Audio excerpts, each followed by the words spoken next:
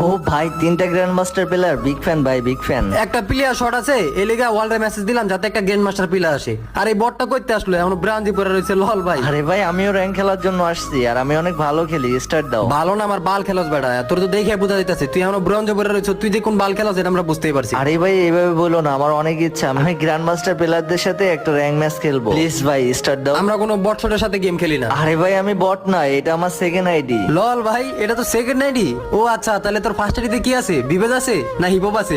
ওইসে ভাই, তোমরা অনেক বেশি অপমান করে ফেলছো। আর হিপহপ আছে না বিবেজ আছে, সেটা গ্রুপে আসলেই দেখতে পারবা। টিম কোডটা দাও। আচ্ছা, তোর কোন আইডি আছে তুই নিয়ে আয়, আমরাও দেখি তোর কোন বালার আইডি আছে। Few minutes later. আরে বিবেশ শফিক ভাই, ও ভাই সাব ভাই, শফিক ভাই, ভাই বিগ ফ্যান, ভাই বিগ ফ্যান ভাই। আমরা আপনার সব ভিডিও দেখি ভাই, প্লিজ ভাই আমাদের ফ্রেন্ড রিকোয়েস্ট অ্যাকসেপ্ট করেন ভাই। যারা বট আইডি দেখে মানুষকে অসম্মান করে গ্রুপ থেকে কিক দেয়, তাদেরকে আমি ফ্রেন্ড লিস্টে রাখি না। সরি ভাই, ভুল হয়ে গেছে, আর কখনো কারোর সাথে খারাপ ব্যবহার